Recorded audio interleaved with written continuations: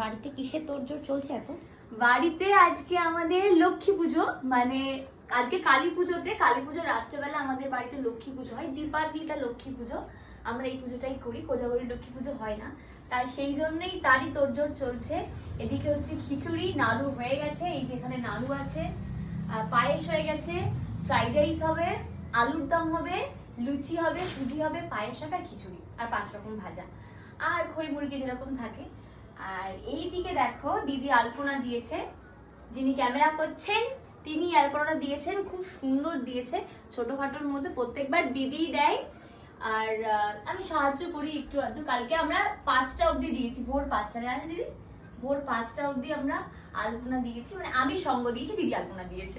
ও phone ঘেটছিল, তবে আমি রাত জেগে তো সঙ্গ দিয়েছি দিদি, এটা তো বলবি। তো খুব সুন্দর আলপনা দিয়েছে দিদি। আর তোমাদের এটা বাইরেটা, আর তোমাদের বাড়িতে কার কার বাড়িতে এই দীপান্বিতা লক্ষ্মী পুজোটা হয় সেটা কমেন্ট বক্সে জানাবে অবশ্যই।